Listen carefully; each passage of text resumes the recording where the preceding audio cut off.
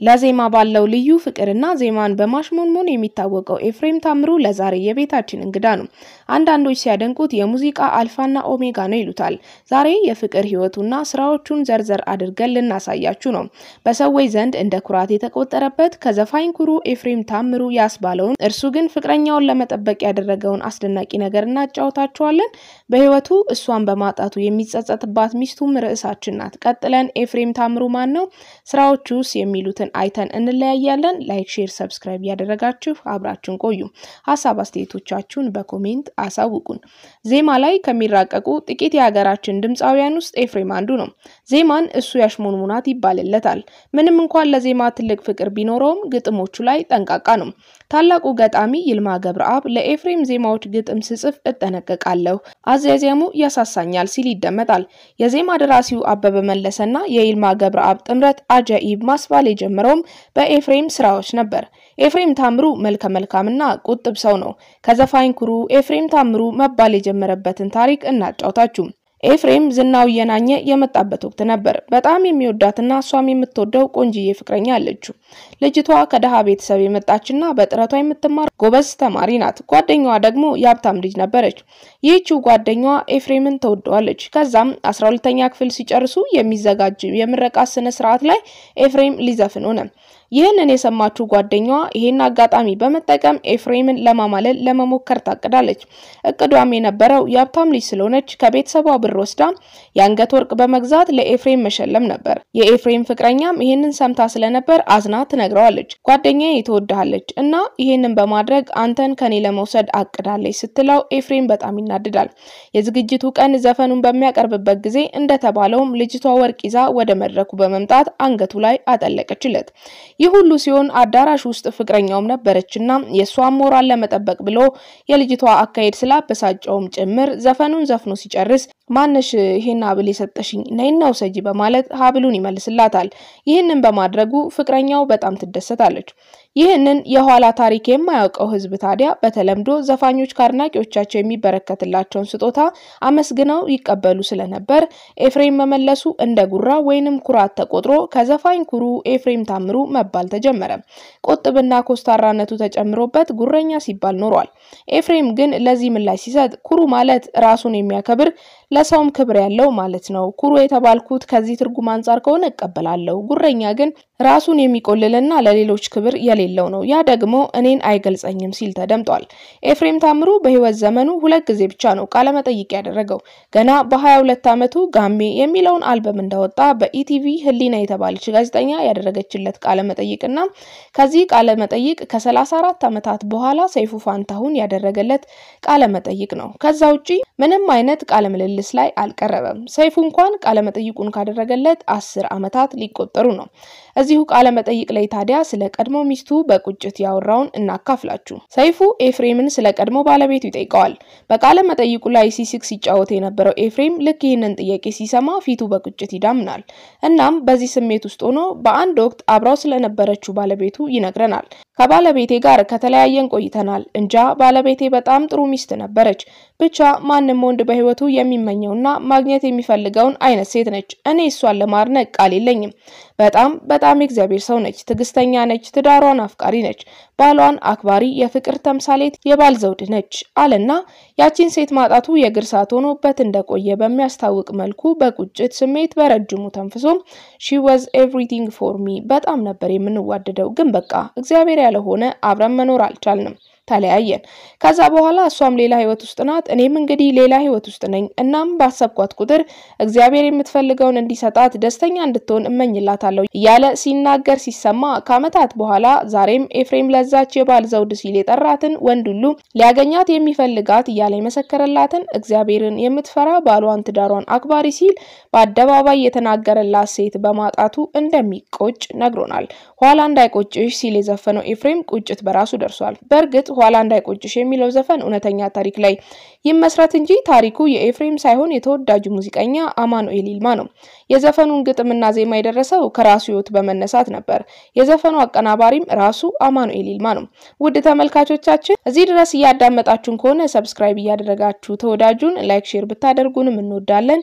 አስተያየቶቻችሁን በኮሜንት አሳውቁን። ስለ ኤፍሬም ስራዎች ልናወራ ነው። አብራችሁን ቆዩ። 12 የሚደርሱ አልበሞችን ሰርቷል። ከ12 ውስጥ አንዱ ሪሚክስ ነው። የመጀመሪያ ስራው ጋሜ የተሰኘ ሲሆን ገና ልጅ ነኝ ጋሜ ለአቅመ አዳም አልደረስኩም አላውቅም ታምሜ እያለ ይህንን አስገራሚ የሙዚቃ ህይወት ጀምሯል። የመጀመሪያ ስራውን የደረሰው አያሌው መስፍን ነው። አያሌው ተስረቅራቂውን ሙዚቀኛ በ1973 ዓ.ም ሙሉ ሹራብ አስለብሶ አልበም እንካቹ እንዲል አደረገው ኤፍሬም ታምሩ። ያኔ ገና ልጅ ነኝ ጋሜ ብሎ እንደዘፈነ በፒያሳ ዋሊያ ሙዚቃ ቤት ብቅ ባለ ቁጥር ሙሉ ቀን መለሰና ሌሎች በወቅቱ ዝና የነበራቸው ዘፋኞች እውነት ፍቅር አልያዘህም ወይ እያሉ ያበሽቁት ነበር አሉ።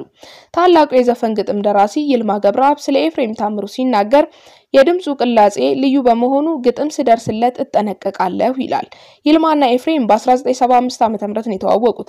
ሸግዬ የሚለውን ስራውን የሰራለት ይልማ ነው። በኤፍሬም ታምሩ ዘፈኖች ደረጃ በ1976 ዓ.ም የወጣው በተለይም ነይልኝ የሚለው ካሴት ዋነኛው እንደሚሆን እምነት አለኝ። በእርግጥ የኤፍሬም ዘፈኖች ከመጀመሪያ እስከ መጨረሻ ዋነኛ ናቸው። ነይልኝ የሚለው የኤፍሬም ዘፈንን እየሰሙ ቤታቸውን ስተው 3 መዓልትና 3 ሌሊት ጢሻ ለጢሻ ሲንገዋለሉ የቆዩ ሙሽሮች እንደነበሩ ይነገራል። ከኤፍሬም ዘፈኖች መካከል መልካም ውለታ የሚለው በቅንብር ረገድ ፍንትውና ጥርት ካሉ ስራዎች ውስጥ ይጠቀሳል። ኤፍሬም ዘፍኖ ማሳዘን፣ ማስፈቀር፣ ማስደሰት፣ ማስጨፈር ይችልበታል። ኤፍሬም በዚህ ብቻ አልነጠፈም። በ1985 ሞንማኔ የተሰኘ ድንቅ አልበም ይዞ ከተፋለ። ሞንማኔ ነሽ፣ ይቸግር የለም ወይ ልቤ፣ የጥበቡ ነገር፣ ቀን ሲጥል፣ ገዳይ ነሽ ገዳይ፣ ጎጆሽ ይሻላል እና እረፈው ልቤ የተካተቱበት አልበም ነበር። ዛሬም ድረስ እየተሰሙ ከማይሰለቹ ስራዎቹ መካከል ይጠቀሳል። ከ1250 በላይ የዘፈን ግጥሞችን የደረሰውና ለኤፍሬም ታምሩ ያደላል የተባለለት ይልማ ገብረአብ ከጎጆሽ ይሻላል በቀር የጠቅላላውን ዘፈን ግጥም ሲደርስ፣ አበበ መለሰ ደግሞ የጎጆሽ ይሻላል የግጥም ድርሰትንና የአራቱን ጎጆሽ ይሻላል፣ ገዳይ ነሽ ገዳይ፣ ሞንማኔ ነሽና ወይ ልቤን ዜማ ደርሷል። አክሊሉ ስዩም የይቸግር የለም ወይና ቀን ሲጥልን ዜማዎች ደርሷል። የሁለቱን የጥበቡን ነገርና እረፈው ልቤን ዜማ ያሰናዳው ዘላለም መኩሪያ ነው። ኤፍሬም በ1988 ዓ.ም ባወጣው ደሞ ጀመረኝ አልበም የጌታቸው ካሳን ቀና ብዬ ሳየው ዘፈን ዜማ የደረሰው አበበ ብርሃኔ የገነነበት እንዲሆን አደረገው። ለአብነት ያህል በእርጋታ ከተጫወታቸው መካከል ቢልልኝ ይጠቀሳል። የዜማው ደራሲ አበበ ብርሃኔ ነው። በዚህ አልበም ከለላዬ፣ እንዴት ነሽ ሀገሬ፣ ፍቅር ጸንቶ፣ መድኃኒቴና ሌሎች ዘፈኖች ተካተዋል። ይልማ ገብረአብ፣ ጸጋዬ ደቦጭና አበበ ብርሃኔ በግጥም ረገድ ሲሳተፉ፣ አበበ መለሰ፣ አበበ ብርሃኔና አክሊሉ ስዩም በዜማ በኩል አበርክቶ አላቸው። ሌላው አልበም የ1992 ሲሆን ሞገስ ተካን ያሳተፈ ካሴት ነው። ሞገስ ተካ በሂሩት በቀለ አሃዱ ብሎ ጀምሮ ሐመልማል አባተን የሙዚቃ ዙፋን ላይ አፈናጦ ሲያበቃ ለኤፍሬም ታምሩ አማነሾይ የተሰኘውን ሙዚቃ ዜማ ደረሰ። ግጥሙ የይልማ ገብረአብ ነው። የዘፋኝ ኩሩ ኤፍሬም ታምሩ በዚህ ብቻ አላበቃም። በ1997 ዓ.ም የአፍቃሪን ያጣሁኝ ጌዲዮን ዳንኤልና የኔ ነገር ጎሳዬ ተስፋዬ ዘፈኖች ደራሲ የሆነው አማኑኤል ይልማ የተሳተፈበት አልበም አወጣ። ሁሉም የኤፍሬም አድናቂ በየቀየው ሰማይ ስር ባይኔ ላይ ዋልሽሳ እያለ ተንገዋለለ። አማኑኤል ይልማ የአልበሙ መጠሪያ ሆነውን ኋላ እንዳይቆጭሽን ጨምሮ ባይኔ ላይ ዋልሽሳ የተዘኘ ዘፈንን ደረሰ። አብርሃም ወልዴ ደግሞ ሰው መሰረቱ የተሰኘውን ዝነኛው ደራሲ ኢንጂነር ፋንታው ጨፎ ድንቅ ስራ ደርሶለት ድንቅ አድርጎ ተጫውቷል። በጣምራ ከሰራቸው መካከል ከኩኩ ሰብስቤ ጋር ተይዛሌና ከጎሳዬ ተስፋዬ ጋር ባላገሩ 3 ተጠቃሾች ናቸው። ኤፍሬም ታምሩ ዘፍኖ ያፋቅራል፣ አገርን ያስናፍቃል፣ ትዝታ ያጭራል፣ ያስተክዛል፣ ያስፈነድቃል። ኤፍሬም ታምሩ ለ50 ዓመት ጨው ሆኖ ሙዚቃን ሲያጣፍጥ ኖሯል። አሁን ላይ 65 ዓመቱ ላይ ቢደርስም ድምጹ ዝንፍ ሳይል ዘንድሮም ይስረቀረቃል። ምስክሩ በቅርቡ በተከታታይ ያቀረባቸው ኮንሰርቶች ናቸው። ሰው መሰረቱ ብሎ የዘፈነውን ዘፋኝ ከመሰረቱ ከውልደቱ ጀምረን እንመልከተው። ከአቶ ታምሩ አመራና ከወይዘሮ አትገኝ ብዙነ በባህር ዳር ከተማ የተወለደው አባቱ የፖስታ ቤት ስራ አስኪያጅ ስለነበሩ ለስራ ወደ ባህር ዳር ባቀኑበት ወቅት ነበር። ኤፍሬም የባህር ዳር ቆይታው እስከ 1ኛ ክፍል ብቻ ነበር። አባቱ በስራ ምክንያት በመቀያየራቸው ወደ ደብረ ማርቆስ ኮላጆቹ ጋር አቅንቷል። ከዛም ወደ ሲዳሞ ጠቅላይ ግዛት ያሁኑ ዲላ ማለት ነው እዛ በመሄድ ተምሯል። ኤፍሬም የ5ኛ ክፍል ትምህርቱን እስከ ግማሽ አካባቢ የተማረው አዲስ አበባ ይሁን እንጂ አባቱ በገጠማቸው የመኪና አደጋ ምክንያት ወደ ደጀን ለመመለስ ተገዷል። ኤፍሬም ሲናገር ምንም እንኳን ውልደቴ ባህር ዳር ቢሆንም ትዝታዬ ያለው ደጀን ነው ይላል። የኤፍሬም ታሪክና የሙዚቃ ህይወት የሚጀምረው እዚህ ላይ ነው። በወቅቱ ደጀን ላይ እስከ 8ኛ ክፍል ብቻ ትምህርት ይሰጥ የነበረ በመሆኑ ኤፍሬም ወደ ደብረ ማርቆስ ተጉዞ እስከ 10ኛ ክፍል ትምህርቱን ተከታተለ። የኤፍሬም ቤተሰቦች የቤተ ክህነት ሰዎች በመሆናቸው የሙዚቃ ፍላጎቱ ተቀባይነት ተቀባይነት አልነበረውም።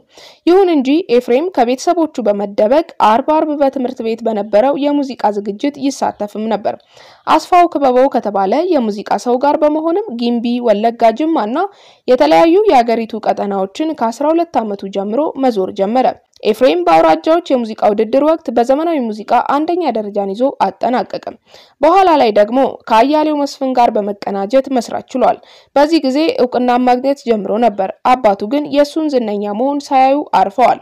የኤፍሬም የህይወቱ ምዕራፍ 2 የጀመረው በአዲስ አበባ ሲሆን ከ9ኛ እስከ 12ኛ ክፍል በምስራቅ አጠቃላይ ከፍተኛ ሁለተኛ ደረጃ ትምህርት ቤት የጨረሰ ሲሆን የሙዚቃ ህይወቱ ደግሞ ማረፊያው የነበረው ዛምቤዚ የተባለ ክለብ ነበር። ከዛም አዲስ አበባ ውስጥ በሚገኙ ዕውቅ ሆቴሎች ሁሉ መስራት ችሏል። የድምጻዊ አሊ ቢራን ስራዎች ይወዳቸው እንደነበር ኤፍሬም ይናገራል። በአሊ ቢራ ተፈትኖ ተወዳጅነትንም አግኝቷል። ኤፍሬምን ከህዝቡ ጋር እንዲተዋወቅ ያደረገው ነይልኝ የሚለው ስራው ነበር። ኤፍሬም ለብቻው ያስቀረጻቸው ካሴቶች ቁጥር 12 ሲሆን በተጨማሪም ከሌሎች ድምጻውያን ጋር በመሆን በርካታ የሙዚቃ ስራዎችን ሰርቷል። ኤፍሬም በአገራችን ከፍተኛ አድናቆትና ተወዳጅነትን ያተረፈ አርቲስት ሲሆን ይህንን ዝና ያስገኙለት ደግሞ የሰራቸው 12 አልበሞች ናቸው። በልዩ አዛዛሙና በተስረቅራቂ ድምጹ ዜማን በማሽሞንሞን ይታወቃል። ብዙዎች በፍቅር ይወዱታል። በተለይ ነይልኝ የሚለው አልበም ባወጣ በአመቱ ልመደው የተሰኘውን አልበም ይዞ መምጣቱ በወቅቱ ተወዳጅነቱን ትልቅ አድርጎታል። በሙዚቃ አፍቃሪያን ከተወደዱለት ዜማዎቹ ጥቂቶቹን ብናነሳ እንኳን ጀማዬ ነይ ነይ፣ አንቺ ጎጃሜ እንዴት ነሽ፣ ሸጊ፣ ተከልካይ ባዋጅ፣ ልኑር ካንቺ ጋር፣ ቢልልኝ፣ ደሞ ጀመረኝ፣ አማነሾይ፣ ሳላስበው፣ ሰው መሰረቱ፣ አካሌ፣ ኋላ እንዳይቆጭሽ፣ መታደል ነውና ሌሎችም ብዙ ግሩም የሆኑ ስራዎችን መጥቀስ እንችላለን። ውድ ተመልካቾቻችን ለዛሬ እዚህ ላይ አበቃን።